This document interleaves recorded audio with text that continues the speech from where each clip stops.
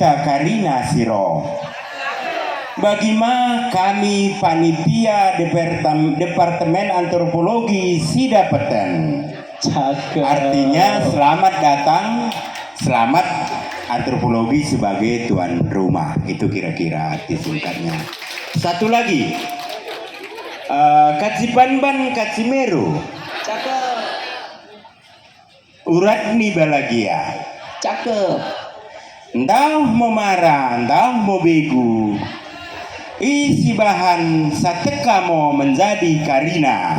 Cakep. Itulah pantun. Mulai aja dari situ. Jadi papa itu ada 5 suak. Suak itu artinya apa? Semacam wilayah lah. Tapi suak itu bahasa lokal. Yaitu tadi ada suak simsim, suak kepas, suak pegagan, suak boang, suak kelasen. Tapi kalau kita mengacu kepada administrasi pemerintahan, suak ini dulu diobok-obok oleh Belanda. Sebenarnya ini secara geografi satu, tapi secara pemerintahan dari zaman Belanda sudah diobok-obok, dipisah-pisah. Sehingga setelah merdeka pun ini tetap dilaksanakan pembagian yang dibuat oleh sejak zaman kolonial, ya. Karena kalau kita lihat secara geografi, itu semua suak itu satu wilayah sebenarnya. Cuman sekarang dia masuk ke dalam 6 kabupaten kota. Banyak sebenarnya orang Papua ini, tapi bersebar di mana-mana. Di mana-mana ada dikit, di mana-mana ada dikit, di mana-mana ada dikit. Yang full sekarang ini mungkin hampir 90% hanya di Papua Barat.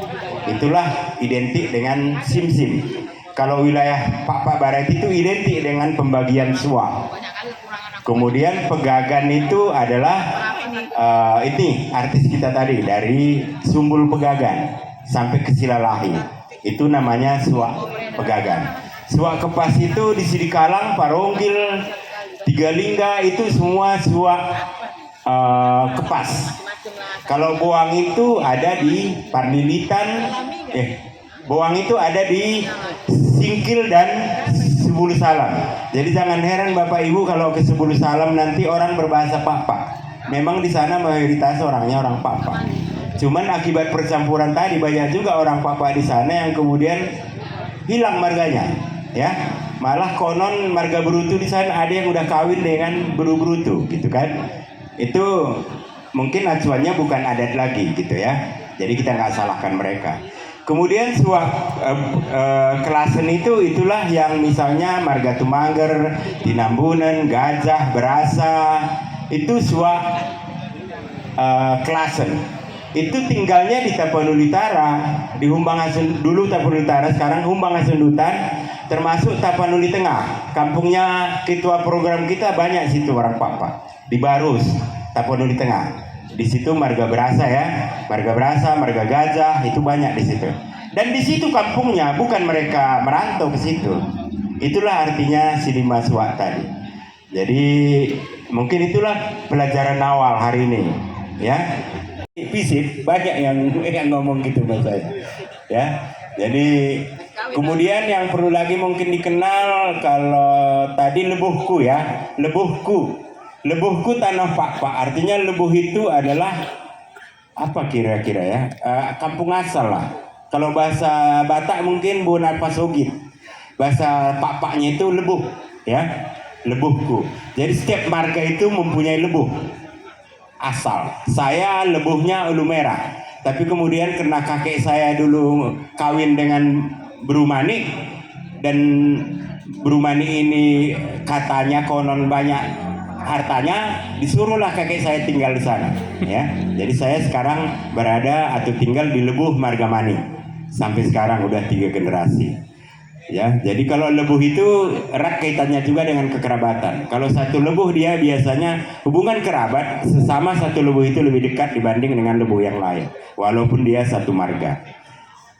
Yang ketiga mungkin masalah sulang silima, ya. Itu belum populer juga mungkin ya. Saya banyak tulisan tentang itu, tentang sulang silima kaitannya dengan penyelesaian sengketa dan lain sebagainya. Mungkin politik bisa, Pak Ridho, Pak Dekan, itu bisa dikaji. Bagaimana sulang silima ini kaitannya dengan keberhasilan politik, mungkin bisa dikaji.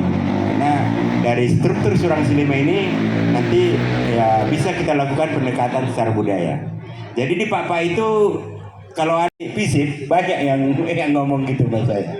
Ya. Jadi kemudian yang perlu lagi mungkin dikenal kalau tadi lebuhku ya, lebuhku tanah Pak. Artinya lebuh itu adalah apa kira-kira ya? Kampung asal lah. Kalau bahasa Batak mungkin Bonar Pasogit. Bahasa Pak-Paknya itu lebuh, ya. Lebuhku.